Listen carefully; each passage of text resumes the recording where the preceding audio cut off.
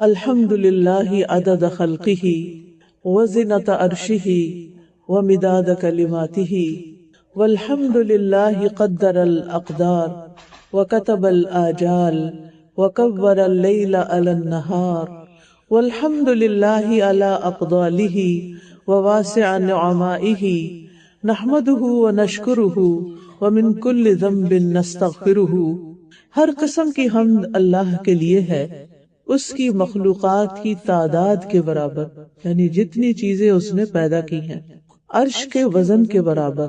عرش جیسا کہ آپ کو معلوم ہے کہ اس کائنات کی سب سے بڑی تخلیق ہے اللہ تعالیٰ کی، یعنی جو کچھ بھی اللہ نے پیدا کیا ہے اس میں سے عرش کو سب سے بڑا بنایا ہے، اس کے کلمات کی سیاہی کے برابر۔ ہر قسم کی حمد اللہ کے لیے ہے جس نے تقدیریں مقرر کی، ہر چیز کی زندگی کی مدت کو لکھا کہ کس نے کتنا زندہ رہنا ہے، رات کو دن پر لپیٹا۔ ہر قسم کی حمد اللہ کے لیے ہے، اس کے احسانات پر اور اس کی وسیع نعمتوں پر۔ ہم اس کی حمد بیان کرتے ہیں اور اس کا شکر ادا کرتے ہیں، اور ہر قسم کے گناہوں سے اس سے بخشش طلب کرتے ہیں، اس سے دعا کرتے ہیں کہ وہ ہمیں ہماری کوتاہیوں، ہماری غلطیوں، ہماری بھول چوک پر ہمیں معاف فرما دے۔ انسان کو زندگی میں بہت ساری چیزیں ملتی ہیں، بہت سی نعمتیں ملتی ہیں، لیکن زندگی بذات خود ایک بہت بڑی نعمت ہے۔ بلکہ جتنی بھی نعمتیں ملی ہیں ان میں سے سب سے بڑی نعمت ہے ایمان کے بعد، کیونکہ اگر ہماری زندگی ہی نہ ہو تو ہم یہ زمین، یہ آسمان، یہ ستارے، یہ سیارے، یہ درخت، یہ ہمارے گھر، یہ ہمارے بچے، یہ سب ہمارے لیے تو بے معنی ہے اگر ہم اس دنیا میں نہیں۔ تو ہم اس دنیا میں آئے ہیں اور اس زندگی اور اس روح اور اس جان اور اس جسم کے ساتھ اللہ نے ہمیں بے شمار نعمتیں عطا فرمائی ہیں، اتنی کہ جن کو ہم گن بھی نہیں سکتے۔ لیکن یہ زندگی بذات خود ایک بہت بڑی نعمت ہے۔ ہماری ایک ایک سانس بہت قیمتی ہے، ہماری زندگی کا ایک ایک لمحہ بہت ویلیوبل، بہت پریشیس ہے۔ ہماری زندگی کا ایک ایک گھنٹہ، ایک ایک دن، ایک ایک ہفتہ، ایک ایک مہینہ، ایک ایک سال بڑا ہی قیمتی ہے، کیونکہ ہر لمحہ صرف ایک دفعہ زندگی میں آتا ہے، ہر دن صرف ایک دفعہ زندگی میں آتا ہے، ہر مہینہ ایک ہی دفعہ آئے گا، ہر سال ایک ہی بار آئے گا، ہر لمحہ ہاتھوں سے پھسلتا ہوا محسوس ہوتا ہے، ہر وقت گزرتا ہوا چلا جا رہا ہے۔ اور اللہ سبحانہ تعالیٰ زمانے کی قسم کھا کے فرماتے ہیں والعصر ان الانسان لفی خسر، وقت کی قسم کہ انسان یقیناً نقصان میں ہے، یعنی ہر گزرتا ہوا لمحہ انسان لوز کر رہا ہے، انسان کھو رہا ہے، کیونکہ وہ دوبارہ نہیں آئے گا۔ ہماری دنیا کی چیزوں میں سے کوئی بھی چیز کھو جاتی ہے تو دوسری دفعہ بن جاتی ہے۔ کوئی گولڈ کی رنگ آپ کی کھو گئی تو کوئی بات نہیں، ایک اور بن جائے گی۔ اللہ نہ کرے کسی کا کوئی بچہ فوت ہو جاتا ہے، اللہ تعالیٰ اور بچہ دے دے گا۔ اگر انسان کے گھر کو یا کسی پراپرٹی کو کوئی نقصان ہو جاتا ہے، کوئی اس کے ساتھ دھوکہ فریب کر کے کچھ لوٹ کے لے جاتا ہے، کوئی بات نہیں، جب تک زندگی یا چیزیں دوبارہ بن جاتی ہیں۔ لیکن اگر خود زندگی چلی جائے تو یہ دوبارہ نہیں آتی، اس لیے ہمیں اپنی زندگی کو بہت ویلیو کرنا ہے۔ اللہ تعالیٰ قسم کھا کے زمانے کی اور وقت کی کیا فرما رہے ہیں کہ انسان خسارے میں ہے، انسان نقصان میں ہے۔ ہاں، اس نقصان سے وہ لوگ بچ سکتے ہیں جو چار کام کریں۔ سب سے پہلے ایمان لائے، الا الذین آمنوا، مگر وہ لوگ جو ایمان لائے۔ تو ایمان والے جو ہیں وہ نقصان سے بچ جاتے ہیں۔ پھر خالی ایمان بھی کافی نہیں، خالی مان جانا بھی کافی نہیں، بلکہ اس کے ساتھ ساتھ وَعَمِلُوا الصَّالِحَاتِ، نیک عمل کرنا ضروری ہے۔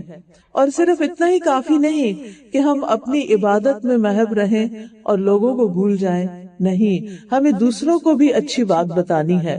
وَتَوَاصَوْا بِالْحَقِّ وَتَوَاصَوْا بِالصَّبْرِ، اور ایک دوسرے کو صبر کی بھی تلقین کرنی ہے، کیونکہ زندگی مشکل ہے۔ اس زندگی میں بہت سی آزمائشیں ہیں، امتحان ہیں۔ اللہ سبحانہ تعالیٰ نے یہ زندگی پیدا ہی اس لیے کی تاکہ ہمارا امتحان لے کر دیکھے کہ ہم میں سے کون اچھے کام کرتا ہے۔ سورۃ الملک میں اللہ تعالیٰ فرماتے ہیں الذی خلق الموت والحیاۃ لیبلوکم ایکم احسن عملا، وہ جس نے موت اور زندگی کو بنایا تاکہ تمہارا امتحان لے کر دیکھے، تمہیں آزما کر دیکھے کہ تم میں سے کون سب سے اچھے کام کرتا ہے، احسن عمل کرتا ہے۔ لہٰذا ہر لمحہ ہمارا امتحان ہو رہا ہے کہ ہم اپنی زندگی کا ہر منٹ اچھے کام میں گزارتے ہیں یا کسی برے کام میں گزارتے ہیں، یا نہ کوئی اچھا کرتے ہیں نہ کوئی برا کرتے ہیں۔ تو ہم کر کیا رہے ہیں، یہ ہے اصل سوال۔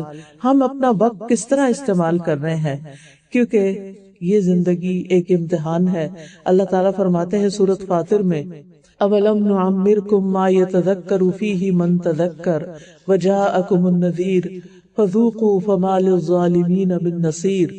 اور کیا ہم نے تمہیں اتنی عمر نہیں دی تھی کہ اس میں جو نصیحت حاصل کرنا چاہتا حاصل کر لیتا، اور تمہارے پاس ایک خاص ڈرانے والا بھی آیا تھا۔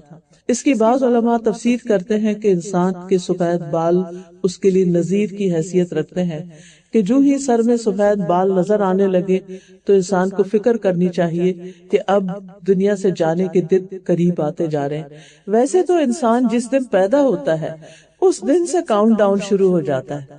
ہم کہتے ہیں بچہ ایک دن کا ہو گیا، دراصل اس نے ایک دن لوز کر لیا اپنی زندگی کا۔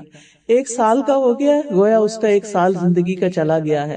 اسی طرح ہر انسان کی زندگی جتنی بھی ہے بڑی ہی قیمتی ہے، لیکن خاص طور پر عمر کا پچھلا حصہ۔ نبی صلی اللہ علیہ وسلم نے فرمایا، اللہ تعالیٰ اس بندے کا عذر پورا کر دیتے، یعنی اس کے پاس پھر کوئی بہانہ نہیں رہ جاتا جسے اللہ نے 60-70 سال تک زندگی عطا فرمائی ہو۔ اللہ تعالیٰ اس کا عذر پورا کر دیتے ہیں، اس کا عذر پورا کر دیتے ہیں۔ مطلب اس کا کیا ہے کہ اگر کوئی شخص 60-70 سال جی لیتا ہے تو پھر اس کے پاس انف ٹائم ہوتا ہے کہ اس میں وہ احسن عمل کر سکے، اچھے کام کر سکے۔ اور اگر انسان بڑھاپے تک پہنچ کر بھی اپنی زندگی کے جانے کی فکر نہیں کر رہا تو دراصل وہ خسارے میں ہے۔ حقیقت یہ ہے کہ اصل زندگی جو ہے وہ آخرت کی ہے۔ یہ تو بگننگ ہے، یہ تو ابتدا ہے، لیکن اس کی ایک انتہا ہے، اور وہ ہے کہ ہر انسان اپنے عمل کے مطابق کہاں جا کے لینڈ کرتا ہے، جنت میں یا جہنم میں۔ یہ زندگی کس لیے دی گئی؟ یہ زندگی تو احسن عمل کے لیے دی گئی، وتواصوا بالحق وتواصوا بالصبر کے لیے دی گئی۔ یہ زندگی تو کچھ کرنے کے لیے دی گئی، لیکن وہ کیا چیزیں ہیں کہ جو اللہ سبحانہ وتعالی ہمارے اندر دیکھنا چاہتا ہے۔ اس لیے ہمیں اس زندگی میں اپنی صحت کی حالت میں، فرصت کی حالت میں ہمیں اپنے ان کاموں کا ضرور اہتمام کرنا چاہیے جو اللہ سبحانہ وتعالی نے ہمارے لیے مقرر کیے ہیں، کیونکہ ہم میں سے ہر ایک کی موت کا وقت مقرر ہے۔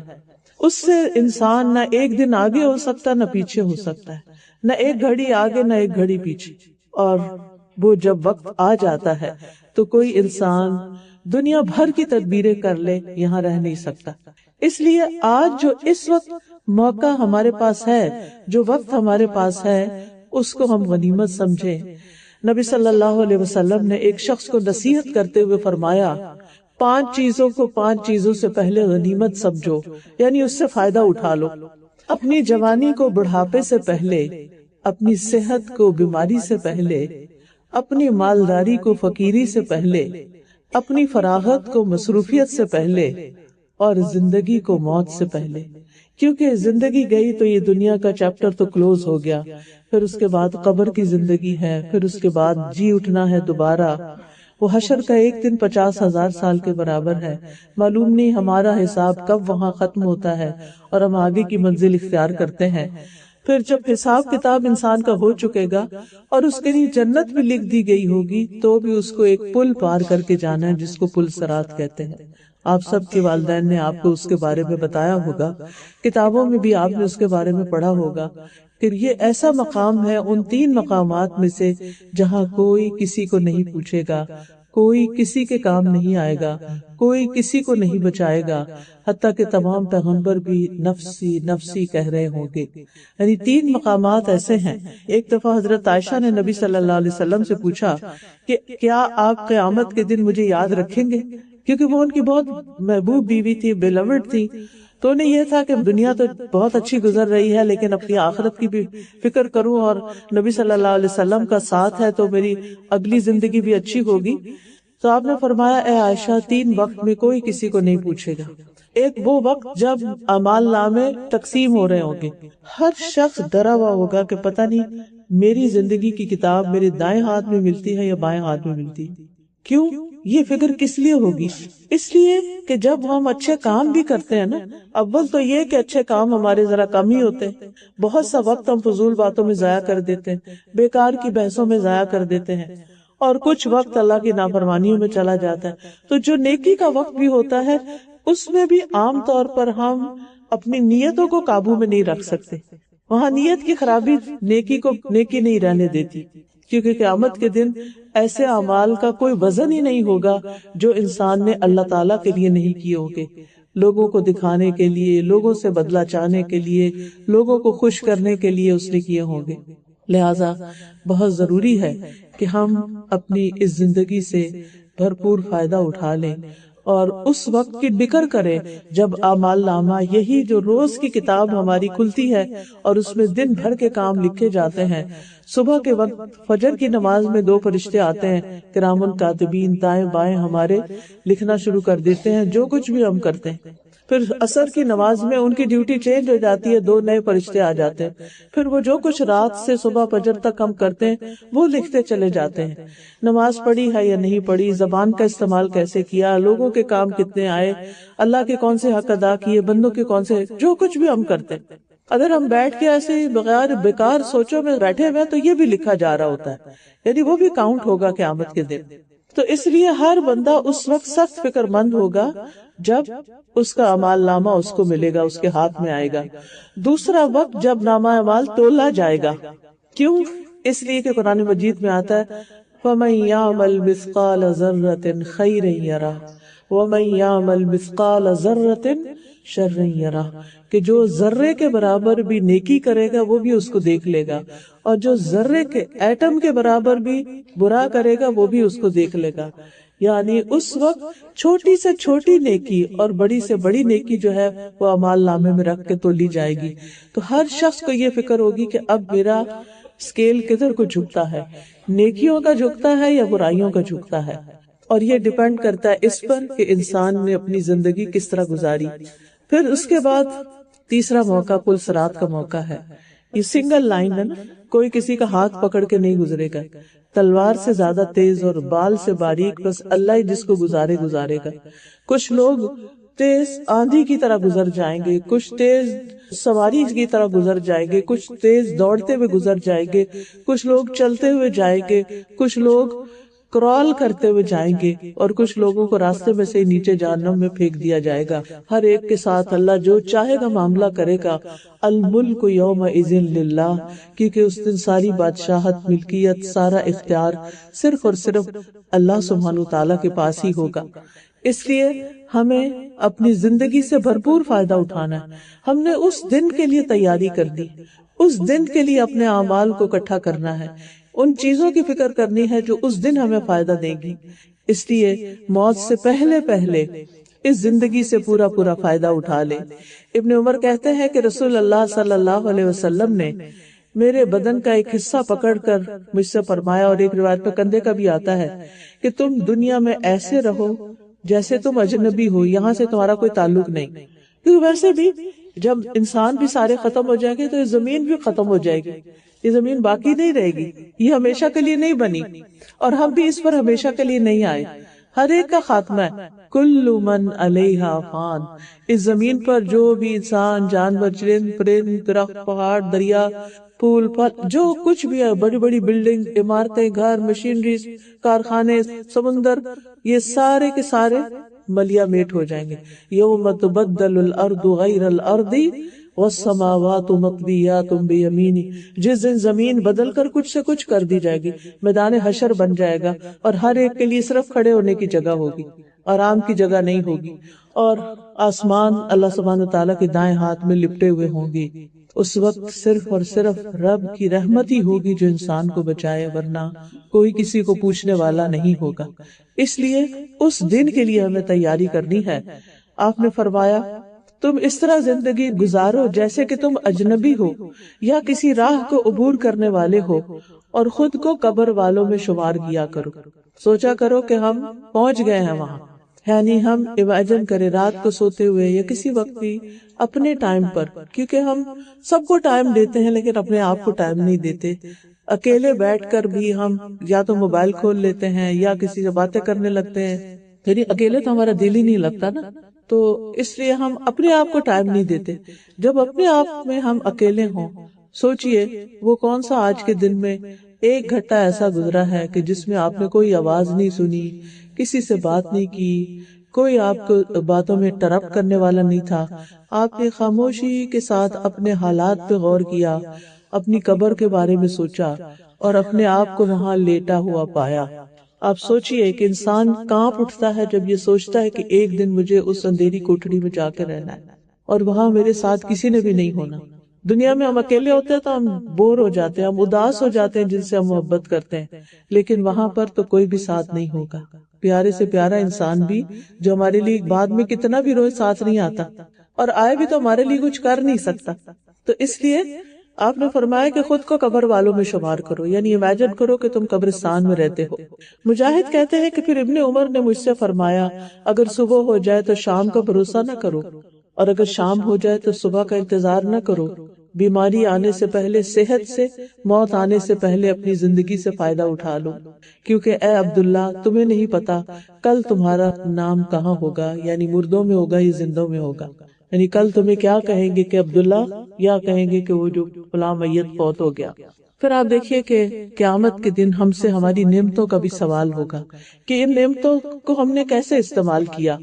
رسول اللہ صلی اللہ علیہ وسلم نے فرمایا، قیامت کے دن کسی شخص کے قدم اس وقت تک ہٹ نہ سکیں گے، یعنی وہاں سے وہ ادھر ادھر رائٹ لیفٹ نہیں ہو سکے گا، یہاں تک کہ اس سے اس کی عمر کے بارے میں سوال ہوگا کہ اپنی عمر کس چیز میں گزاری، کیا تمہاری ہابیز تھی، کیا تمہارے مشغلے تھے، کیا تمہاری دلچسپیاں تھی، تمہارے دن رات کہاں گزرتے تھے۔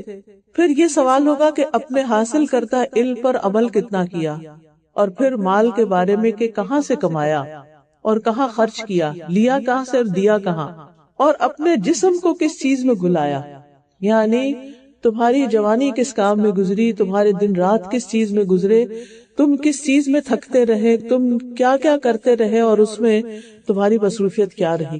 اب دیکھیے کہ دنیا میں تو یہ ہوتا ہے کہ جب انسان کوئی جاب کرتا ہے، کام کرتا ہے، پھر اس کے بعد ایک ریٹائرمنٹ کی عمر آتی ہے، اس سے پھر آرام کرتا ہے اور پھر دنیا سے رخصت ہوتا ہے۔ لیکن مرنے کے بعد جب قبر میں جائے گا تو آرام جب ہی ہو سکے گا، یعنی دنیا سے ریٹائرمنٹ کا وہ وقت ہے جو مرنے کے بعد انسان کو قبر میں ملے گا۔ تو جو لوگ اپنی زندگی میں پروڈکٹیو ہوتے ہیں، اپنے ہر دن کو صحیح سے استعمال کرتے ہیں اور اپنی جاب پر ایک ایک دن بہت اچھے طریقے سے گزارتے ہیں، ان کی ریٹائرمنٹ بھی اچھی ہوتی ہے اور بعد میں ان کی زندگی بڑھاپے کی بھی اچھی گزرتی ہے۔ لیکن جنہوں نے اپنی جوانی کو ضائع کر دیا ہو اور اس میں کوئی کام نہ کیا ہو تو پھر ان کے لیے آنے والا ہر دن مشکل ہوتا ہے۔ اسی طرح جس نے اپنی زندگی میں اپنی آخرت کے لیے کچھ نہیں کمایا تو پھر اس کے لیے آگے کی زندگی مشکل سے مشکل ہے۔ تو بات یہ ہے کہ اللہ تعالیٰ نے ہر ایک سے سوال کرنا ہے۔ نبی صلی اللہ علیہ وسلم نے فرمایا، کلکم راعٍ وکلکم مسئول عن رعیتہ، تم میں سے ہر شخص نگران ہے اور اس سے اس کی رعیت کے بارے میں، یعنی جو اس کے ماتحت ہے ان کے بارے میں بھی پوچھا جائے گا، حتیٰ کہ عورت سے بھی پوچھا جائے گا، اس کے بچوں کے بارے میں، اس کے گھر والوں کے بارے میں۔ لہٰذا آج ہمارے پاس عمل کا وقت ہے اور کل حساب کا وقت ہے۔ آج ہمارے پاس وقت ہے کہ ہم اپنی آخرت کے لیے کچھ کما لیں، کیونکہ کل پکار آئے گی، اللہ تعالیٰ فرمائیں گے، کلوا واشربوا ہنیئا بما اسلفتم فی الایام الخالیہ، کھاؤ اور پیو مزے سے۔ کیسے؟ کیوں؟ ان اعمال کے بدلے میں جو تم نے گزشتہ دنوں میں کیے، تم نے اپنے پاسٹ میں جو کام کیے، جو محنت کی، اس کے بدلے میں آج جنت میں کھاؤ پیو مزے کرو۔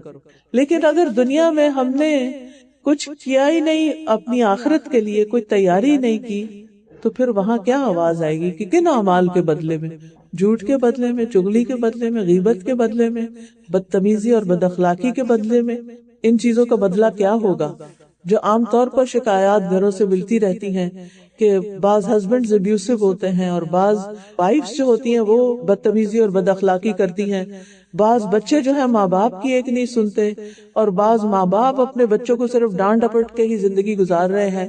آج ہی ایک بچی نے مجھے میسج کیا کہ دوست کا مسئلہ وہ بتا رہی تھی کہ اس کی زندگی میں کوئی پل چین کا نہیں، کیونکہ ہر بندہ ایک دوسرے سے نفرت کرتا ہے، ہر بندہ دوسرے سے بیزار ہے، ہر بندہ دوسرے کے ساتھ لڑائی کرنے کو تیار ہے، نہ بچے بڑوں کا ادب کرتے ہیں، نہ بڑے بچوں پہ رحمت شفقت کرتے ہیں۔ تو آپ سوچئے کہ پتہ نہیں ایسے کتنے گھرانے ہوں گے کہ جہاں پر ہر کوئی ایک دوسرے کے لیے مصیبت بنا ہوا ہے، عذاب بنا ہوا ہے۔ یہ سارا کچھ اب لکھا جا رہا ہے کہ ہم دوسروں کے لیے خوشی کا باعث ہے یا دوسروں کے لیے تکلیف کا باعث ہے، ہم دوسروں کو آگے بڑھانے کا باعث ہے یا دوسروں کو پیچھے دھکیلنے کا باعث ہے۔ قیامت کے دن ہر انسان کی حسرت ہوگی کہ کاش وہ اپنی زندگی سے کچھ کر کے آیا ہوتا۔ آپ سوچئے، تھوڑی دیر کے لیے سوچئے، ہم امیجن کیا کریں کہ اس وقت موت کے فرشتے میرے پاس آ رہے ہیں تو میں کیا سوچوں گی؟ اس وقت میرے دل میں کیا خیال آئے گا؟ ہے میں نے تو یہ کام بھی کرنا تھا، میں نے تو صدقہ بھی کرنا تھا، میری تو بھی نمازیں بھی رہتی ہیں، میں نے تو ابھی فلاں کا حق بھی دینا تھا، میں نے تو ابھی اس سے ناراضگی کٹی کی ہوئی تھی، اس سے صلح کرنی تھی۔ یعنی کتنی یہ چیزیں ہیں، اس کی امانت لوٹانی تھی، اس سے وعدہ پورا کرنا تھا۔ تو اس لیے کوشش ہمیں یہی کرنی چاہیے کہ روز کے روز اپنے یہ کام نپٹا لیں، جو کرنے والے کام ہیں انہیں کر کے ہی سویا کریں، اور اگر کسی کے ساتھ ظلم زیادتی کیا تو اس سے معافی مانگ لیں۔ دنیا میں معافی مانگ لینا آسان ہے بنسبت اس کے کہ قیامت کے دن وہ ہماری نیکیاں لے اڑیں۔ قیامت کے دن انسان کی حسرت کیا ہوگی؟ وَجِيءَ يَوْمَئِذٍ بِجَهَنَّمَ يَوْمَئِذٍ يَتَذَكَّرُ الْإِنسَانُ وَأَنَّى لَهُ الذِّكْرَى يَقُولُ يَا لَيْتَنِي قَدَّمْتُ لِحَيَاتِي۔ اور جہنم اس دن سامنے لے آئی جائے گی۔ اس دن انسان نصیحت تو قبول کر لے گا، اب اس کو سمجھ آ جائے گی، مگر اس وقت اسے نصیحت سے کیا حاصل ہوگا؟ اس وقت سمجھنے کا کیا فائدہ؟ کہے گا کاش میں نے اپنی اس زندگی کے لیے کچھ آگے بھیجا ہوتا، کاش میں نے مرنے کے بعد کی زندگی کے لیے کچھ تیاری کی ہوتی۔ اور سورۃ فاطر میں آتا ہے لوگ جو جہنم میں جائیں گے وہ کہیں کہ ربنا اخرجنا، اللہ ہمیں اس جہنم سے باہر نکال، نعمل صالحا غیر الذی کننا نعمل، کہ ہم نیک عمل کریں اس کے خلاف جو ہم پہلے کرتے رہے۔ اب ہمیں سمجھ آ گئی ہے، اب ہمیں نصیحت مل گئی ہے، اب ہمیں دوبارہ دنیا میں بھیجیے کہ ہم اچھے کام کریں۔ لیکن کیا کسی کو واپس بھیجا جائے گا؟ کسی کی چیخ پکار سن کے اللہ تعالیٰ اس کو واپس بھیجنے کا فیصلہ کرے، اچھا چلو ایک چانس تمہیں اور۔ Dear sisters, it's only one chance, بس اگر اس میں ہم نے کچھ نہیں کیا نا تو یہ چانس دوبارہ نہیں ملنے والا، اور پھر انسان کے ساتھ صرف حسرتیں ہی حسرتیں، ریگریٹس اور ریگریٹس ہی رہ جائیں گے۔ اسی لیے اللہ سبحانہ وتعالیٰ فرماتے ہیں وَأَنِيبُوا إِلَىٰ رَبِّكُمْ وَأَسْلِمُوا لَهُ مِن قَبْلِ أَن يَأْتِيَكُمُ الْعَذَابُ ثُمَّ لَا تُنصَرُونَ وَاتَّبِعُوا أَحْسَنَ مَا أُنزِلَ إِلَيْكُم مِّن رَّبِّكُم مِّن قَبْلِ أَن يَأْتِيَكُمُ الْعَذَابُ بَغْتَةً وَأَنتُمْ لَا تَشْعُرُونَ ان تقول نفس یا حسرتا علی ما فرطت فی جنب اللہ وان کنت لمن الساخرین او تقول لو ان اللہ ہدانی لکنت من المتقین او تقول حین ترى العذاب لو ان لی کرۃ فاکون من المحسنین۔ یہ سورۃ زمر کی آیات ہیں۔ اور اپنے رب کی طرف پلٹ آؤ، اپنے رب سے دل لگا لو، اپنے رب کو سہارا بنا لو، اپنے رب کے اوپر توکل کرو، اپنے رب سے سب سے زیادہ محبت کرو، اپنے رب کو سب سے زیادہ یاد کرو، اپنے رب کو سب سے زیادہ راضی کرو اور اس کے فرما بردار بن جاؤ، اس سے پہلے کہ تم پر عذاب آ جائے۔ پھر تمہاری مدد نہیں کی جائے گی، اور اس سب سے اچھی بات کی پیروی کرو جو تمہارے رب کی طرف سے تمہاری طرف نازل کی گئی، اس سے پہلے کہ اچانک تم پر عذاب آ جائے اور تم سوچتے بھی نہ ہو، تمہارے وہم و گمان بھی نہ ہو، اور اچانک کوئی بلا ٹوٹ پڑے۔ کسی کو کووڈ کے آنے کا پتا تھا؟ کتنی مشکل دیکھی لوگوں نے، اتنے ان کے پیارے پیارے لوگ دنیا سے چلے گئے، ان کے ہاتھوں سے نکل گئے، کچھ بھی نہیں کر سکے۔ کس وقت کون سا طوفان آ جائے، کون سی مشکل آ جائے، ہمیں کسی کو نہیں پتا۔ تو اس سے پہلے کہ وہ دن آ جائے ہمیں اپنے لیے کچھ کر کے رکھنا ہے۔ پھر فرمایا ایسا نہ ہو کہ کوئی شخص کہے ہائے افسوس اس کوتاہی پر جو میں نے اللہ کی جناب میں کی، یعنی اللہ کی عبادت ڈھنگ سے نہیں کی، اول تو ہم نمازیں ڈھنگ سے پڑھتے نہیں ہیں، لیٹ پڑھتے ہیں، پھر پوری طرح اس کے فرائض اور اس کی جو شرائط ہے وہ پوری نہیں کرتے، نماز کا طریقہ ابھی تک ہم نے پورا نہیں سیکھا، کوئی لمبی صورتیں ہم نے نہیں یاد کی کہ جو ہم نماز میں پڑھ سکے، اور خشوع و خضوع تو بس اللہ ہی حافظ ہے سب کا، کہ نماز کے مصلی پہ کھڑے ہوتے ہیں تو ہوش ہی نہیں رہتی کتنی رکعتیں پڑھی ہیں، کھڑے اللہ کے سامنے اور باتیں دنیا بھر کی ہمارے ذہن میں ہوتی، کوشش کے باوجود ہم اس میں کامیاب نہیں ہو پاتے۔ ہم سب کو اپنے حالت کا پتہ ہے، جبکہ قرآن مجید میں آتا ہے قد افلح المؤمنون الذین هم فی صلاتهم خاشعون، کہ یقیناً فلاح پا گئے وہ مومن جو اپنی نمازوں میں خشوع اختیار کرتے ہیں، اللہ سے ڈرتے ہیں۔ پھر فرمایا افسوس اس کوتاہی پر جو میں نے اللہ کی جناب میں کی، اور بے شک میں تو مذاق کرنے والوں میں سے تھا۔ یا کہے کہ اگر واقعی اللہ مجھے ہدایت دیتا تو میں بھی ضرور متقین میں سے ہو جاتا، یا کہے جب وہ عذاب دیکھے کہ کاش واقعی میرے لیے ایک بار واپس جانا ہو تو میں بھی نیک عمل کرنے والوں میں شامل ہو جاؤں۔ تو ابھی تو ہمارے پاس وقت ہے، لیکن وہاں جانے کے بعد واپسی نہیں ہوگی کہ ہم کوئی نیک عمل کر سکیں۔ اس لیے بہت ضروری ہے کہ ہم اپنے وقت کا بہترین استعمال سیکھیں۔ تو سب سے پہلی چیز ہے کہ ہم اللہ کے حقوق کو صحیح طور پر ادا کرنا سیکھیں، اپنی عبادات کی ادائیگی کو درست کریں۔ مومن کا ہر وقت اللہ کی اطاعت میں جو گزرتا ہے وہ اس کا عبادت کا وقت ہوتا ہے۔ قرآن مجید میں آتا ہے قل ان صلاتی ونسکی ومحیای ومماتی للہ رب العالمین لا شریک لہ وبذلک امرت وانا اول المسلمین۔ کہہ دیجئے بے شک میری نماز اور میری قربانی، میری زندگی اور میری موت اللہ کے لیے، جو رب ہے سارے جہانوں کا، اس کا کوئی شریک نہیں، اور مجھے حکم دیا گیا ہے کہ میں حکم ماننے والوں میں سب سے پہلا ہوں۔ دوسروں کا انتظار نہ کرے، سب سے پہلے خود اللہ کی اطاعت کر لے۔ تو مومن کی نماز اور قربانی، زندگی اور موت سب اللہ کے لیے ہوتا ہے، وہ اللہ کے لیے جیتا ہے، اللہ کے لیے مرتا ہے، اللہ کو راضی کرنے کی کوشش میں لگا رہتا ہے، ہر وہ کام کرنے کو تیار ہو جاتا ہے جس کے بارے میں اس کو پتا چلتا ہے کہ اللہ اس سے راضی ہے۔ چھوٹی سی مثال دیتی، بندہ جب پانی پیتا ہے تو ایک گھونٹ بھی پیتا ہے اور کہتا ہے الحمدللہ، اللہ اس بندے سے راضی ہو جاتا ہے۔ لیکن کتنی دفعہ ہم پانی پی جاتے ہیں بغیر سوچے سمجھے باتیں کرتے ہوئے، اور بعد میں الحمدللہ کہنا بھول جاتے ہیں، حالانکہ اگر ہم اس کی پابندی کرنا شروع کر دیں تو ہمارا یہ چھوٹا سا عمل بھی اللہ کو راضی کرنے والا ہو جائے گا۔ یہ بھی وقت کا بہترین استعمال ہے، یہ بھی اپنی زندگی کی قدر کرنا ہے۔ پھر آپ دیکھیے کہ ہمیں اپنے فرائض سے غافل نہیں ہونا۔ قرآن مجید میں اللہ تعالیٰ ان لوگوں کی تعریف بیان کرتے ہیں، رجال لا تلہیہم تجارت ولا بیع عن ذکر اللہ واقام الصلاۃ وایتاء الزکاۃ یخافون یوما تتقلب فیہ القلوب والابصار۔ وہ لوگ جنہیں اللہ کے ذکر سے اور نماز قائم کرنے اور زکوٰۃ دینے سے نہ کوئی تجارت غافل کرتی ہے، نہ کوئی خرید و فروخت غافل کرتی ہے، یعنی وہ ہر حال میں اپنی نماز ادا کرتے ہیں، وہ بزنس کر رہے ہوں، وہ جاب پر ہوں، وہ سفر کر رہے ہوں، وہ سوئے ہوئے ہوں، وہ فوراً اٹھ جاتے ہیں کیونکہ ان کی نماز کا وقت آ گیا ہے۔ وہ اس دن سے ڈرتے ہیں جس میں دل اور آنکھیں الٹ جائیں گی، یعنی وہ اپنی نمازوں کی فکر کیوں کرتے ہیں؟ وہ یہ نہیں کہ غافل ہو کے سوئے رہتے ہیں اور صبح 7 بجے کا الارم لگاتے ہیں اور نماز کے وقت اٹھتے ہی نہیں ہیں، کیونکہ وہ ڈرتے ہیں کہ وہ دن آئے گا جب ہماری نمازوں کا حساب ہوگا، اور آپ کو معلوم ہی ہے کہ سب سے پہلا حساب تو نماز کے بارے میں ہوگا۔ اللہ تعالیٰ فرماتے ہیں قُل لِعِبَادِيَ الَّذِينَ آمَنُوا، میرے ان بندوں سے جو ایمان لا چکے ہیں کہہ دیجئے یقیموا الصلاۃ، کہ وہ نماز قائم کیا کریں، وَيُنْفِقُوا مِمَّا رَزَقْنَاهُمْ سِرًّا وَعَلَانِيَةً، اور اس میں سے جو ہم نے انہیں دیا ہے کھلے اور چھپے خرچ کیا کریں۔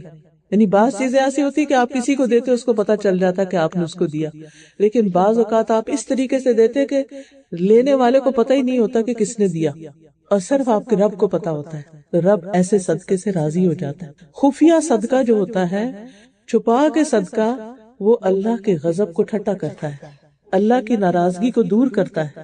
یعنی اگر آپ کو کبھی دل میں یہ خیال آئے نا کہ میرا خیال ہے اللہ تعالیٰ مجھ سے راضی نہیں، یا ڈر لگے، تو خوب چھپ کے صدقہ کیا کریں کہ لینے والے کو بھی نہ پتا ہو کہ وہ چیز آپ کی طرف سے ہے۔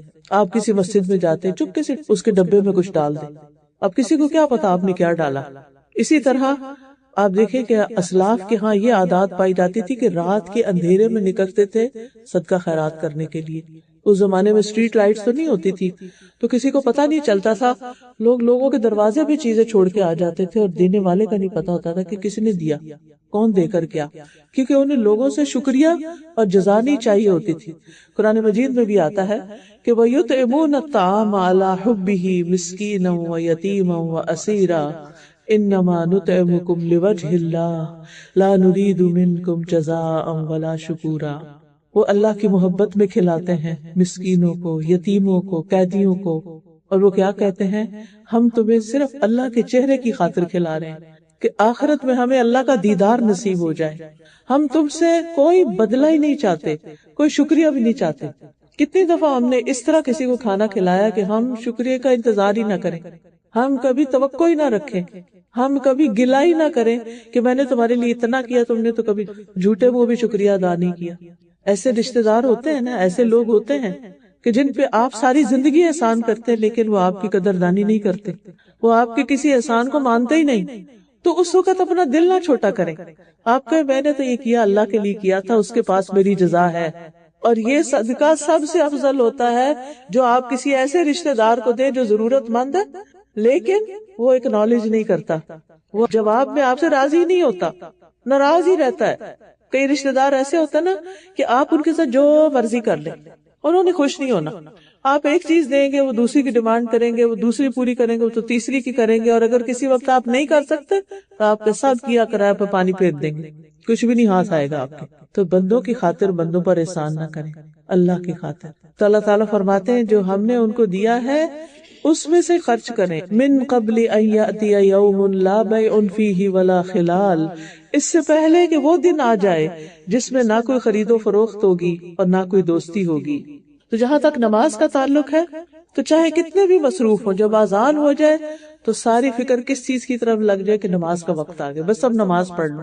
بعض اللہ کے بندے ایسے ہوتے ہیں کہ جو اذان سے پہلے ہی نماز کی تیاری شروع کر دیتے کہ اذان ہونے والی ہے، نماز کا وقت قریب آ رہا ہے، اور بعض اس درجے تک پہنچ جاتے ہیں کہ وہ صرف ایک نماز پڑھنے کے ساتھ ہی اگلی نماز کا انتظار شروع کر دیتے ہیں۔ ایسے بھی اللہ کے بندے ہوتے ہیں۔ تو بندے کے وقت میں برکت ہو ہی نہیں سکتی جب تک وہ اللہ کا حق ادا نہیں کرتا، کیونکہ ایک حدیث قدسی میں اللہ تعالیٰ فرماتے ہیں نا کہ اے ابن آدم تو میری عبادت کے لیے خود کو فارغ کر دے تو میں تیری ضروریات پوری کر دوں گا، ورنہ تیرے دونوں ہاتھ کاموں سے بھر دوں گا اور تیری محتاجی بھی دور نہیں ہوگی۔ یعنی مصروفیت کام کام کام، لیکن ضروریات ہے کہ پوری ہی نہیں ہوتی۔ تو دن کے سارے اوقات میں فجر سے عشاء تک اللہ سبحانہ تعالیٰ کی عبادت کے لیے خاص اہتمام کریں، کیونکہ جو نمازوں کی حفاظت کرتے ہیں ان کے لیے جنت کا وعدہ ہے، اور جو نماز کے وقت کو ضائع کرتے ہیں ان کے لیے تباہی ہے۔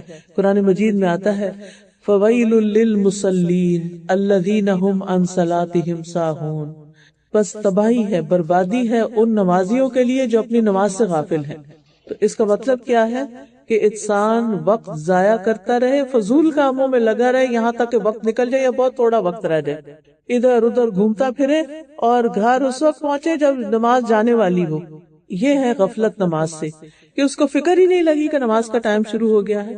تو ان الصلاۃ کانت علی المؤمنین کتابا موقوتا، نماز مومنوں پر وقت کی پابندی کے ساتھ فرض کی گئی ہے، اس لیے عبادت کو اول وقت پر ادا کرنا چاہیے، اور دوسری مصروفیات کے دوران جب آپ کتنے بھی مصروف ہو، نماز کا وقت ہو گیا اس کام کو وہیں چھوڑے، اپنی نماز پڑھے، پھر آ کے باقی کام کر لیں، یا پھر آپ کاموں کو ٹائمنگز دیکھ کے شروع کریں۔ مثلاً آپ نے کھانا پکانا ہے، آپ دیکھیں کہ اچھا ظہر کو کتنا وقت رہ گیا، اس وقت میں میرا کھانا پک جائے گا یا نہیں پکے گا، اگر نہیں پکے گا تو پہلے میں پھر نماز پڑھ لوں تو پھر اس کے بعد شروع کر لوں۔ اسی طرح باقی کام، لانڈری کر رہے ہیں، کچھ کر رہے ہیں، اپنے اوقات کو واچ کرتے رہیں کہ کہیں مجھے یہ کام اپنے اندر اس طرح مشغول نہ کر دے کہ نماز پڑھنے کا وقت نکل جائے یا بہت لیٹ نہ ہو جائے، کیونکہ انسان کو نماز میں لطف ہی نہیں آ سکتا جب وہ لیٹ کر کے نماز پڑھتا ہے۔ اور اسی طرح یہ بھی کریں کہ فرائض کے ساتھ نوافل کی ادائیگی بھی کریں، کیونکہ جب انسان نوافل ادا کرتا ہے یعنی فرائض کے ساتھ اللہ کی محبت پا لیتا ہے، اور جب نوافل ادا کرتا ہے تو اسے اللہ تعالیٰ کی بہت سی تائید حاصل ہو جاتی ہے۔ دوسری چیز جس کا آپ بہت اہتمام کریں اپنی اس قیمتی زندگی میں وہ ہے کثرت سے اللہ کا ذکر۔ سورۃ الاحزاب میں اللہ تعالیٰ فرماتے ہیں والذاکرین اللہ کثیرا والذاکرات اعد اللہ لہم مغفرۃ واجرا عظیما. کثرت سے اللہ کا ذکر کرنے والے مرد اور عورتیں اللہ نے ان کے لیے بخشش کا وعدہ کر رکھا ہے اور بہت بڑا اجر تیار کر رکھا ہے. یہ کثرت سے ذکر، ایک ہوتا ہے کبھی کبھار ذکر اور ایک ہوتا ہے کثرت سے ذکر. اور وہ کیا ہے؟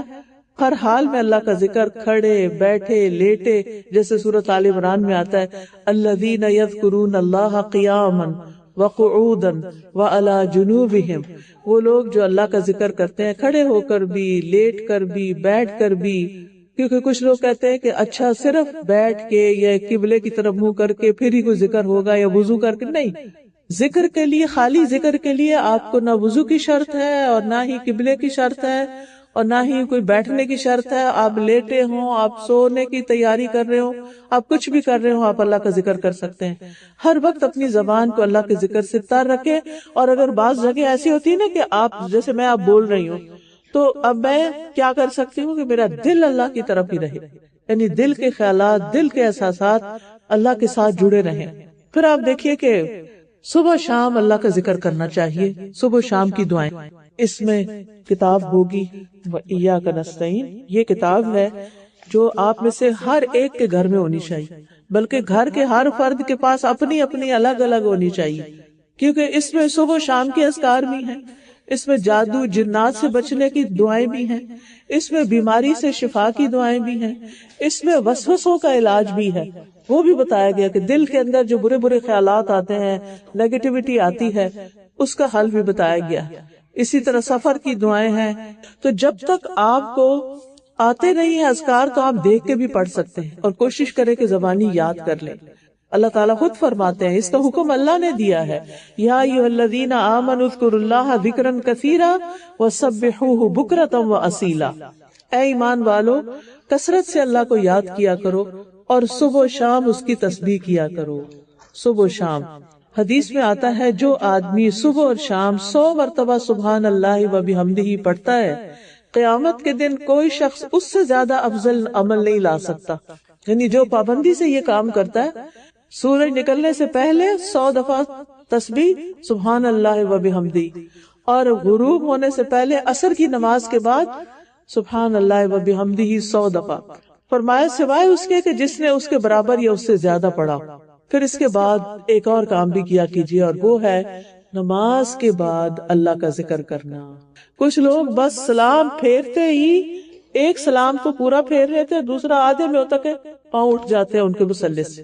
یہ سخت نقصان دہ بات ہے، کیونکہ انسان جب بیٹھ کے تسبیح کرتا ہے 33 بار سبحان اللہ، 33 بار الحمدللہ، 33 بار اللہ اکبر، اور 100 کا عدد پورا کرنے کے لیے لا الہ الا اللہ وحدہ لا شریک لہ لہ الملک و لہ الحمد وہو علی کل شیء قدیر، تو ایسے شخص کے سارے گناہ معاف ہو جاتے ہیں. آپ دیکھ لیجئے، ٹائم نوٹ کر لیجئے، اب 2 منٹ سے زیادہ نہیں لگے. اگر 2 منٹ میں ہم اپنے گناہ معاف کرا سکتے ہیں تو ہمیں کیا مشکل ہے کہ ہم نماز کے بعد نہ بیٹھیں مصلی پر. پھر آپ دیکھیں جتنی دیر آپ وضو سے بیٹھے رہتے مصلی پر، اتنی دیر فرشتہ مقرر ہو جاتا ہے جو آپ کے لیے دعا کرنا شروع کر دیتا ہے. اللہ اس کو بخش دے، اللہ اس پہ رحم فرما، اللہ اس کو بخش دے، اللہ اس کو رحم فرما. اس لیے جائے نمازوں سے لگیے، مصلی سے لگیے، جہاں نمازوں سے محبت کیجیے، وہاں پر بیٹھنا سیکھیے اور نماز کے بعد ذکر کرنا سیکھیے. پھر رات کو سوتے وقت بستر میں جا کے نبی صلی اللہ علیہ وسلم نے فرمایا جو آدمی اپنے بستر پہ آئے لیکن اللہ کا ذکر نہ کرے، وہ بھی اس کے لیے باعث حسرت ہوگا. آج کل کیا ہے، لوگ سونے کے لیے پہلے ٹی وی لگا لیا کرتے تھے، جب نیند آ جاتی تھی ٹی وی بند کر کے بس سو جاتے تھے بغیر اللہ کا نام لیے. اب ایک اور آفت ہے، ہاتھوں میں موبائل ہیں. بعض اوقات میاں بیوی ایک دوسرے سے بات نہیں کر رہے ہوتے، دونوں اپنے اپنے موبائل لے کے بیٹھے ہوئے ہیں، اور جب نیند آتی ہے تو موبائل رکھ کے سو جاتے ہیں، یا بعض اوقات وہ ادھر ہی لڑک جاتا ہے اور بغیر اللہ کا ذکر کیے سو جاتے ہیں. وہ بستر بھی انسان کے لیے، وہ سونا بھی انسان کے لیے حسرت کا باعث ہوگا کہ جس میں انسان اپنے بستر پہ گیا اور اس نے اللہ کا ذکر نہیں کیا. ابن مسعود کہتے ہیں اللہ کا ذکر کرتے وقت نیند کا آنا شیطان کی طرف سے ہے. اگر تم چاہو تو تجربہ کر کے دیکھ لو، جب تم میں سے کوئی سونے کا ارادہ کرے تو اللہ کا ذکر کر لے، ذکر کرتے کرتے اس کو نیند آ جائے گی. آپ تجربہ کیجیے، پتہ ہی نہیں چلتا کس وقت سو گئے، کب آنکھ بند ہو گئی. پھر ہے اپنی زندگی کو قیمتی بنانے کے لیے، لمحے لمحے سے فائدہ اٹھانے کے لیے انتظار کے اوقات میں بھی اللہ کا ذکر کرنا. مثلا آپ لائن میں کھڑے ہیں، آپ تسبیح پڑھنا شروع کر دیں، دروشی پڑھنا شروع کر دیں، آیت کریمہ پڑھ لیں، استغفار پڑھ لیں، لا حول ولا قوت الا باللہ پڑھ لیں. آپ اپنے اوقات کو ضائع نہ جانے دیں. آپ ڈرائیو کر رہے ہیں، آپ کی ہارٹ ڈرائیو کر رہے ہیں، لیکن آپ کی زبان تو کچھ نہیں کر رہی نا، تو زبان سے ذکر کرنا شروع کر دیں. آپ کلینک گئے ہیں، ہاسپٹل گئے ہیں، ادھر ادھر پریشان ہونے کی بجائے، انتظار کرنے کی بجائے آپ اللہ کا ذکر شروع کر دیں. آپ ٹیکسی یا بس کے انتظار میں ہیں، کھانا پکا رہے ہیں، گھر کا کام کاج کر رہے ہیں، زبان آپ کی خالی ہے، آپ اللہ کا ذکر کرتے رہیں. رسول اللہ صلی اللہ علیہ وسلم نے فرمایا جو لوگ کسی جگہ پر مجلس کریں لیکن اس میں اللہ کا ذکر نہ کریں، جیسے دعوتیں پارٹیاں ہوتی ہیں، اور یوں ہی اٹھ کھڑے ہوں، وہ ان کے لیے قیامت کے دن حسرت کا باعث ہوگی. انسان ریگریٹ کرے گا کہ کاش میں اس جگہ پر نہ ہوتا جہاں میں اللہ کو یاد کیے بغیر نکل گیا. اور آج کل آپ دیکھیں کہ کیا ٹرینڈ ہے، کیا مہندیوں پارٹیوں میں ہم اللہ کو یاد کر رہے ہوتے ہیں. ہماری شادیوں میں کتنا لاؤڈ میوزک ہوتا ہے، کیا اس وقت کوئی اللہ کو یاد کر رہا ہوتا ہے؟ اللہ ماشاء اللہ جن کے دل میں اللہ نے ڈال دی. پھر ایک اور چیز یہ کہ قرآن کے ساتھ اپنا وقت گزاریں. یہ تلاوت جو بہترین ذکر ہے اللہ کا. اللہ تعالیٰ فرماتے ہیں ان الذین یتلون کتاب اللہ واقاموا الصلاۃ وانفقوا مما رزقناہم سرا وعلانیۃ یرجون تجارۃ لن تبور. بے شک جو لوگ اللہ کی کتاب پڑھتے ہیں اور انہوں نے نماز قائم کی اور جو کچھ ہم نے انہیں دیا اس میں سے انہوں نے پوشیدہ اور ظاہر خرچ کیا، وہ ایسی تجارت کی امید رکھتے ہیں جو کبھی برباد نہ ہوگی. اس میں نمبر 1 کیا آتی ہے کہ تلاوت قرآن. اور تلاوت عربی میں سمجھ کے پڑھنے کو کہتے ہیں. ہم اردو میں تو تلاوت کہتے ہیں نا عربک ریڈنگ کو، عربی میں سمجھ کے پڑھنا تلاوت کہلاتا ہے. اس لیے قرآن کو سمجھ کر پڑھیں، اس کی تلاوت بھی کریں یعنی ریسیٹیشن بھی کریں، اس کو سیکھیں بھی، اس کو سکھائیں بھی، کیونکہ آپ کا شمار پھر بہترین لوگوں میں ہو جائے گا. یعنی یا قرآن سیکھنے والے بن جائیں یا قرآن سکھانے والے بن جائیں. اگر آپ کی تجوید میں غلطیاں ہیں، تجوید سیکھنا شروع کر دیں. آپ نے حفظ نہیں کیا ہوا، صورتیں بڑی حفظ کرنی شروع کر دیں. آپ نے عربی جانی، ترجمہ نہیں آتا، ترجمہ کرنا سیکھ لیں. اور ایسے الحمدللہ courses online onsite موجود ہیں کہ جس میں آپ جا کر اپنی زندگی کا کچھ وقت لگا کے اپنے لیے یہ ذخیرہ اکٹھا کر سکتے ہیں. نبی صلی اللہ علیہ وسلم نے فرمایا اور اللہ کے ذکر اور قرآن کی تلاوت کا اہتمام کیا کرو، کیونکہ وہ تمہارے لیے آسمان میں باعث رحمت اور زمین میں تمہارے لیے تذکرے کا باعث ہے، یعنی زمین میں تمہارے ذکر کا باعث ہے. یہ دنیا اور آخرت میں ملنے والا فائدہ. ابن قیم کہتے ہیں کسی بھی بندے کے لیے قرآن کی قرات، اس میں لمبا غور و فکر کرنے اور اپنی سوچ کو آیات کے معنی پر مرکوز کرنے سے بڑھ کر اس کی زندگی اور آخرت میں زیادہ فائدہ مند اور اس کو نجات سے زیادہ قریب کرنے والی کوئی چیز نہیں. قیامت کے دن قرآن مجید سفارشی بن کے آئے گا. سورۃ البقرہ اور سورۃ آل عمران اس کے اوپر سایہ کیے ہوں گی جبکہ سورج سوا نیزے تک قریب ہوگا. پھر قرآن پڑھنے والوں کا جنت میں مقام ہوگا. اور پھر قرآن کے حافظ کے لیے، اس کے والدین کے لیے عمدہ پوشاکیں ہوں گی. لیکن یاد رکھیے کہ ہم اگر خود کچھ بھی حفظ نہیں کر رہے نا، صرف بچوں کو کہہ رہے تم حفظ کرو حفظ کرو، وہ کیوں کریں؟ بعض اوقات لوگ شکایت لے کے آتے ہیں ہمارا بچہ اتنا عرصہ ہو گیا ہے بس 7 سپارے حفظ کیے، آگے چلتا ہی نہیں ہے. تو اگر ان سے پوچھا جائے کہ آپ نے خود اتنے عرصے میں کیا کیا تو کیا جواب ہوگا ان کو؟ یعنی جو کام آپ خود نہیں کرتے آپ بچوں سے کیسے کروا رہے ہیں؟ اور بچے کیسے مانیں گے؟ بچے تو آپ کے لیکچر سے نہیں سیکھتے، بچے آپ کے عمل سے سیکھتے ہیں کہ آپ اپنے وقت کو کیسے استعمال کر رہے ہیں، آپ اپنی زندگی کس طرح گزار رہے ہیں. تو انسان کو کسی نہ کسی طرح نفع مند علم سے تعلق قائم رکھنا چاہیے. اس کے لیے میں سجیسٹ کروں گی کہ اچھی کتابیں پڑھیں، گھر میں پڑھیں اور گھر سے باہر پڑھیں. مثال کے طور پر یہ ایک کتاب جس کی ہر خاتون کو ضرورت ہے اور وہ ہے زبان کی حفاظت. کیونکہ جتنے مسائل ہیں، جتنے فساد ہیں، جتنی لڑائی جھگڑے ہیں، جتنی بدمزگیاں ہیں، ریلیشن شپ کی خرابیاں ہیں، وہ کہاں سے شروع ہوتی ہیں؟ زبان سے شروع ہوتی. جتنی طلاقیں ہیں کہاں سے شروع ہوتی ہیں؟ زبان سے شروع ہوتی. اس علم کو فریضہ سمجھے اپنے لیے. اس کی ساری حدیثیں خود بھی پڑھیں اور اپنے بچوں کے ساتھ بھی شیئر کریں. روزانہ کی اگر 2 حدیثیں بھی پڑھ لیں گے نا تو آپ کی کچھ دنوں بعد کتاب پوری ہو جائے گی اور پھر آپ بھول جائیں گے پڑھ کے، پھر دوبارہ شروع کر دیں. اپنی کسی نماز کے ساتھ باندھ لیں، اپنے سونے والی ٹیبل پہ رکھ لیں، لیکن کتاب گھر میں ہوگی تو تبھی فائدہ ہوگا. پھر اسی طرح یہ قال رسول اللہ صلی اللہ علیہ وسلم، اس میں عربی میں حدیثیں ہیں، اردو میں ہیں، انگلش میں ہیں. آپ عربی میں پڑھیں، آپ اردو میں پڑھیں، آپ بچوں سے انگلش میں پڑھوائیں، اور ہر روز صرف ایک حدیث بھی پڑھ لیں تو کچھ عرصے میں بچوں کو بے شمار معلومات ہو جائے گی۔ اسی طرح یہ ایک کتاب ہے 100 احادیث، صحیح بخاری سے انتخاب ہے، اوتھینٹک احادیث ہے، ان کو پڑھیں بھی، لکھ کے اپنے کمروں میں اسٹیکر وغیرہ بنا کے لگا لیں تاکہ آپ کو یاد دہانی رہے۔ دیکھیے یہ پڑھیں گے تو پتا چلے گا نا کہ زندگی کو کیسے استعمال کرنا ہے۔ یہ نبی صلی اللہ علیہ وسلم کی سچی باتیں ہیں جن سے ہمیں پتا چلتا ہے کہ ہماری زندگی میں کس چیز کی کمی ہے، ابھی ہمیں اور کیا کرنا ہے۔ آپ دیکھیں کہ کبھی یہ تو نہیں ہوا نا کہ ایک دفعہ آپ نے کھانا کھا کے کہا میں باقی کی زندگی کے لیے ساری کے لیے کافی ہے، ایسے ہی ہوتا؟ ایک دفعہ کھانا کھا کے آپ باقی دنوں کے لیے فارغ ہو جاتے؟ نہیں، آپ کو صبح بھی کھانا پڑتا ہے، آپ کو شام کو بھی کھانا پڑتا ہے۔ امام ابن قیم کہتے ہیں کہ علم کی ضرورت کھانے پینے سے بھی بڑھ کے ہے۔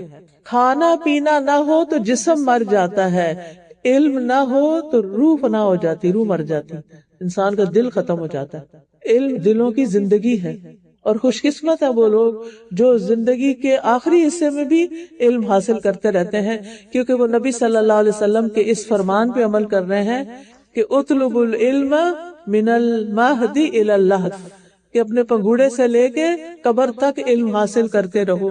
اس لیے کوئی نہ کوئی کلاس ڈھونڈے، کیونکہ اکیلا انسان پھر چھوٹ جاتا ہے اس سے۔ اگر کہیں نہیں کچھ ملتا، آن لائن نہیں ملتا، آن سائٹ نہیں ملتا، تو آپ اپنے گھر میں کلاس بنا لیں، اپنے بچوں کو بٹھا لیں، گھر میں جتنے لوگ رہتے ہیں وہ اکٹھے بیٹھ جائیں، اپنے نیبرہڈ میں سے جو مسلمان ہیں ان کو اکٹھا کر لیں، باری باری مختلف خواتین کے گھر میں آپ حلقہ کر سکتے ہیں۔ اگر آپ کے پاس کوئی ٹیچر نہیں ہے تو آپ آڈیو سنوا سکتے ہیں۔ اگر آپ کے پاس پڑھنے اور سمجھانے کی قوت ہے تو یہ 100 احادیث ہیں، اس میں سے آپ اکٹھے پڑھ کے حدیثیں یاد کر سکتے ہیں۔ پھر اسی طرح آپ دیکھیے کہ استغفار کی بہت سی برکتیں ہیں۔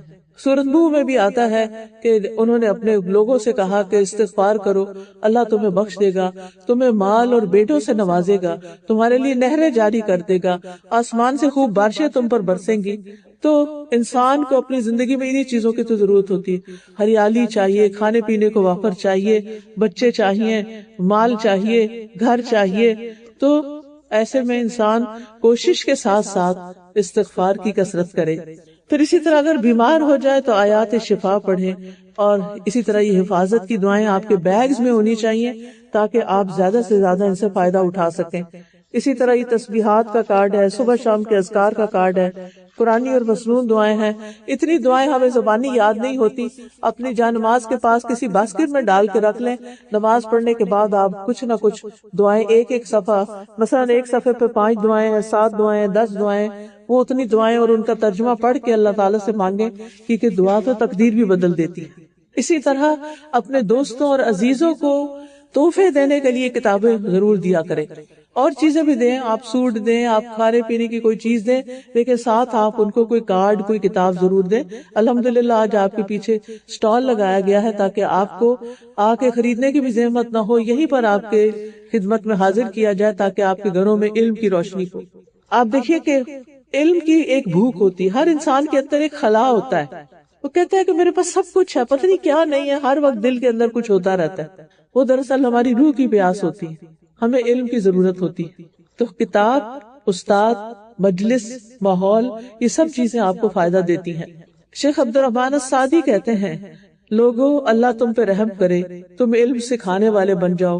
اگر یہ نہیں کر سکتے تو علم کی مجلسوں میں حاضری دو اور وہاں تان لگا کے سنو، فائدہ حاصل کرو، اور اہل علم سے بھلائی طلب کرتے ہوئے، بصیرت حاصل کرتے ہوئے سوال بھی کرو، یعنی پوچھو بھی ان سے، علم حاصل کرو پوچھ کے بھی۔ اگر تم نے ایسا نہ کیا اور تم نے کلی طور پر بالکل ہی علم سے روگردانی کر لی تو تم تباہ ہو جاؤ گے اور خسارہ پانے والوں میں سے ہوگے۔ کیا تمہیں یہ نہیں معلوم کہ علم میں مشغول ہونا عظیم عبادات، افضل اطاعت اور اللہ کا قرب حاصل کرنے والے اعمال میں سے ہے؟ یعنی جو علم حاصل کرتا ہے فرشتے اس کے لیے پر بچھاتے ہیں، اللہ کی رضا اس شخص کو حاصل ہوتی ہے، اللہ کا قرب نصیب ہوتا ہے۔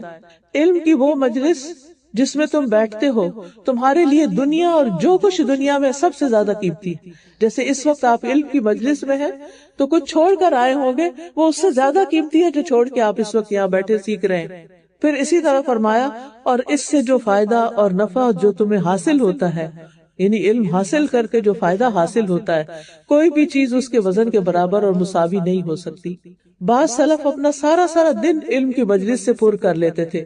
ایک مجلس ختم ہوتی تو دوسری کی طرف جاتے, دوسری سے تیسری کی طرف, یہاں تک کہ بعض اوقات کھانا پکانے کا ٹائم نہیں ہوتا تو کچا ہی کھا لیتے تھے کہ پیٹ تو بھرنا ہے کسی چیز سے, کچھ نہیں تو کچا ہی, کوئی سبزی کھا لو, کوئی فروٹ کھا لو, کوئی ایسی چیز کھا لو جو کچی کھا سکتے ہیں کہ پکانے کا ٹائم نہیں ہے. امام نووی جو ہے, جن کی کتاب ہے 40 نووی 40 حدیث, شاید آپ نے نام سنا ہو, وہ روزانہ 12 درسوں میں حاضر ہوتے تھے. کتنے؟ 12. ایک دن میں 12 درس اٹینڈ کرتے تھے. آپ کتنے کرتے ہیں؟ ایک بھی دن کا نہیں ہوتا. اور اگر کوئی ہر روز کا ایک درس اٹینڈ کرے یا پڑھائے تو کہتے 7 days a week, too much. Alhuda میں جو انسٹیٹیوٹ ہے وہاں پر جو کلاسز ہوتی ہیں, آپ کسی دن بھی آنا چاہیں, واک ان, جسٹ اندر آئے, کوئی آپ سے پیسے نہیں مانگے گا, کوئی ڈونیشن نہیں مانگی جائے گی. آپ پڑھنے والے بنے, آپ علم حاصل کرنے والے بنے. جب آپ کو علم حاصل ہو گیا تو آپ کو پتا چل جائے گا کہ زندگی میں فائدہ مند چیز کیا ہے اور کیا کیا انسان کو کرنا چاہیے. ڈپلوما کورس ہوتا ہے, پورے قرآن کا ترجمہ یاد کروایا جاتا ہے, تفسیر بتائی جاتی ہے. اسی طرح اردو میں قرآن مجید کا ترجمے اور تفسیر کی کلاسز ہو رہی ہیں. آپ میں سے جو چاہے اس میں آئیں اور آپ کو ہر روز نئی نئی عمل کی باتیں پتہ چلیں گی. زندگی خوبصورت ہو جائے گی, پریشانیاں ختم ہوں گی, اور آپ کو دنیا کی زندگی بھی بہتر طریقے سے گزارنے کا طریقہ آئے گا, اور انشاءاللہ اس کے بدلے آخرت بھی اللہ تعالیٰ سنوار دے گا. پھر اسی طرح آپ دیکھیے کہ وقت کو مفید کاموں میں گزاریں. قرآن بھی پڑھ لیا آپ نے, ذکر اذکار بھی کر لیے, نمازیں بھی کر لی, علم بھی حاصل کر لیا. اب عمل کا وقت ہے, اب لوگوں کی خدمت کریں. فرصت کے اوقات میں فالتو وقت نہ گزاریں کہ صرف سکرولنگ کرتے رہیں اپنے سیل کے اوپر اور مختلف سائٹس پہ جاتے رہیں, مختلف ٹک ٹاک دیکھتے رہیں اور دن ٹائم پاس کر دیں. ایسا نہ ہو, کوئی نہ کوئی فائدہ مند کام ضرور کرے. نبی صلی اللہ علیہ وسلم نے فرمایا, کیا تم میں سے کوئی صبح مسجد نہیں جاتا کہ وہ اللہ کی کتاب کی 2 آیتیں خود سیکھے یا سکھائے؟ یہ اس کے لیے 2 اونٹنیوں سے بہتر ہے, اور 3 سے بہتر ہے, اور 4 سے بہتر ہے. اس طرح آیتوں کی تعداد اونٹنیوں کی تعداد سے بہتر ہے. اور اگر ہم مسجد نہیں جا سکتے تو صبح کے وقت گھر میں اپنی روٹین بنا لیجئے, کچھ نہ کچھ ایک آدھ آیت حفظ کر لیا کیجئے کہ آج کے دن کا یہ میرا حفظ ہے. جو حفظ کیا ہوا اس کو دہرائی کر لیجئے. صرف 5-7 سورتوں پہ گزارا نہ کریں.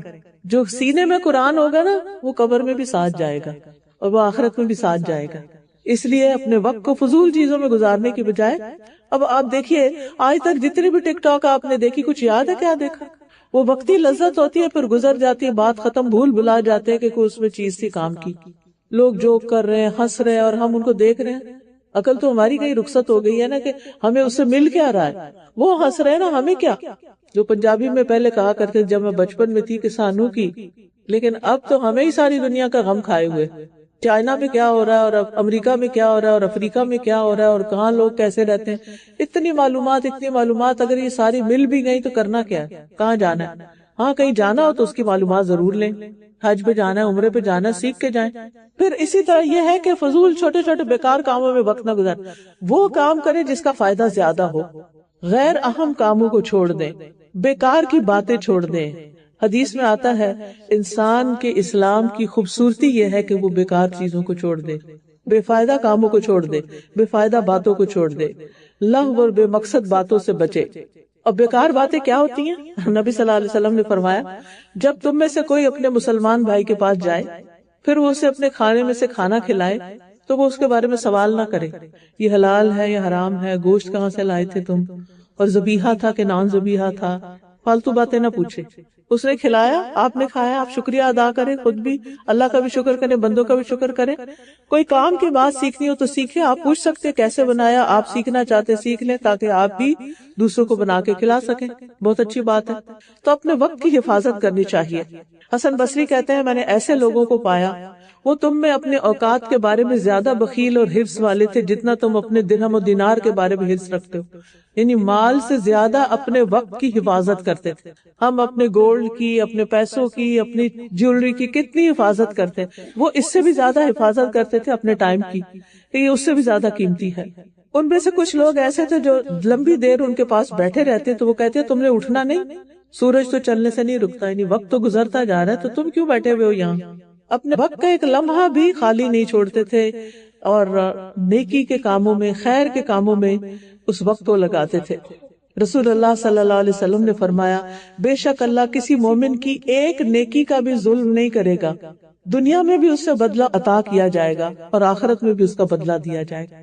کر بھلا ہو بھلا، آپ کسی کے لیے اچھا کریں گے آپ کے لیے اچھائیاں ہوگی، آپ دوسروں کو آسانیاں دیں گے اللہ تعالیٰ آپ کے لیے آسانیاں کرے گا، آپ دوسروں کی عزت کی حفاظت کریں گے اللہ تعالیٰ آپ کی عزت کی حفاظت کرے گا، آپ دوسروں کا ادب احترام کریں گے اللہ تعالیٰ لوگوں کے دلوں میں آپ کے لیے ادب احترام رکھے گا، آپ اپنے ماں باپ سے محبت کریں گے اللہ تعالیٰ آپ کے بچوں کے دلوں میں آپ کے لیے محبت پیدا کر دے گا۔ نیکی کے کام سوچتے نہ رہ جائیں، جو سامنے آئے اسے کر گزرے، جلدی کریں، فاستبقوا الخیرات، کسی چھوٹی سے چھوٹی نیکی کو بھی حقیر نہ سمجھیں، خواہ راستے سے کوئی تکلیف دہ چیز ہٹانا ہی کیوں نہ ہو، لوگوں کو راستہ دینا ہو، کسی کو راستہ بتانا ہو، پانی کا ایک گھونٹ پلانا بھی نیکی ہے۔ نبی صلی اللہ علیہ وسلم نے فرمایا آدم کے بیٹے کے کل 360 جوڑ یا ہڈیاں ہوتی ہیں، ہر روز ہر جوڑ کی طرف سے صدقہ کرنا لازم ہوتا ہے، ہر اچھی بات صدقہ ہے، آدمی کا اپنے بھائی کی مدد کرنا صدقہ ہے، کسی کو پانی کا گھونٹ پلا دینا بھی صدقہ ہے، اس لیے ہمیشہ اس بات میں رہے کہ دوسروں کی مدد کریں۔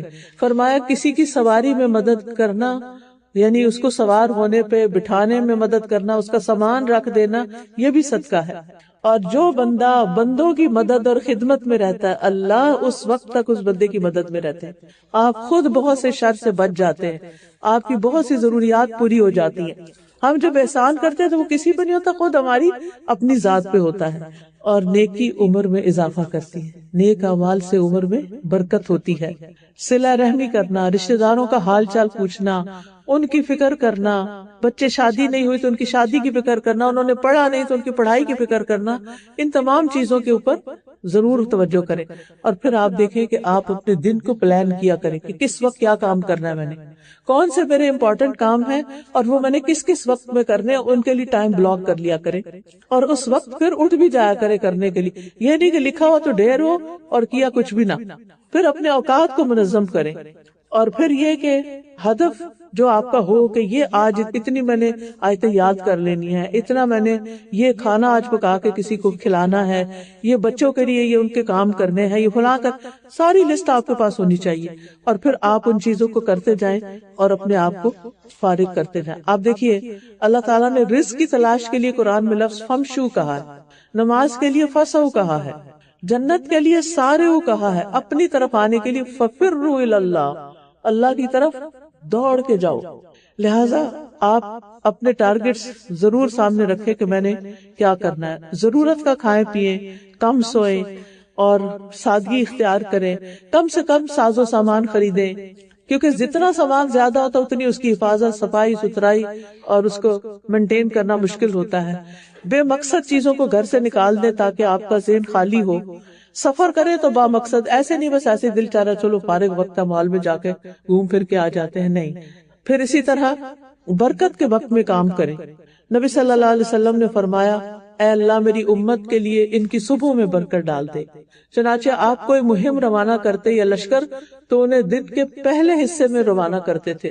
اور سخر رضی اللہ عنہ ایک تاجر صحابی تھے، وہ اپنے کارندوں کو دن کے پہلے پہر روانہ کرتے، لہٰذا وہ مالدار ہو گئے اور ان کا مال بھی خوب بڑھ گیا۔ یعنی کاروبار میں، بزنس میں جو برکت ہوتی ہے وہ صبح سویرے کام کرنے سے ہوتی ہے۔ پھر یہ کہ مستقل مزاجی سے کام کریں، یہ نہیں 4 دن کام کیا پھر بھول گئے، جو کام شروع کیا اس کو مکمل کرنا، کیونکہ اللہ تعالیٰ کے نزدیک وہ عمل زیادہ پسندیدہ ہے جسے پابندی سے ہمیشہ کیا جائے، خواہ تھوڑا ہی کیوں نہ ہو۔ پھر کاموں میں توازن رکھنا، ہر ایک کو اس کا حق دینا، اپنے کام سے توجہ نہ ہٹانا، اور ان چیزوں کو آئیڈینٹیفائی کرنا جو آپ کا وقت ضائع کرتی ہیں، ان کو اپنی زندگی سے باہر نکالنا۔ ابن قیم کہتے ہیں وقت ضائع کرنا موت سے زیادہ سنگین ہے، کیونکہ وقت کو ضائع کرنا تمہیں اللہ اور آخرت کے گھر سے کاٹ دے گا، اور موت تمہیں دنیا اور اس کے رہنے والوں سے کاٹ دے گی، پھر دنیا میں نہیں تم رہ سکتے۔ لہٰذا غفلت کی زندگی نہیں گزارنی، سستی اور کاہلی چھوڑ دینی ہے، سستی نہیں کرنی، کیونکہ محرومی کے اسباب میں سے ایک بڑا سبب انسان کی سستی اور کمزوری ہے۔ جب انسان کے جو کرنے والا کام ہوتا ہے اس کو ڈیلے کرتا رہتا ہے کہ کل کروں گا، پھر کر لوں گا، ٹھہر کے کر لوں گا۔ اسی طرح زیادہ سونا دل کو مردہ کر دیتا ہے، وقت کو ضائع کر دیتا ہے اور بہت غفلت اور سستی پیدا کرتا ہے۔ اسی طرح کھانا پینا بس زندگی کا مقصد بنا لینا یہ بھی زندگی کو ضائع کرتا ہے۔ بیکار باتوں اور بیکار کاموں میں وقت نہیں ضائع کرنا چاہیے، کیل و کال، اس نے کہا، اس نے کہا، فلاں کہہ رہا تھا، اور لمبی امیدیں رکھنا اور سست لوگوں کی مجلس اختیار کرنا، یہ چیزیں وقت ضائع کرتی ہیں۔ تو اللہ تعالیٰ سے ہماری دعا ہے کہ اللہ تعالیٰ ہمارے وقت میں برکت ڈالے۔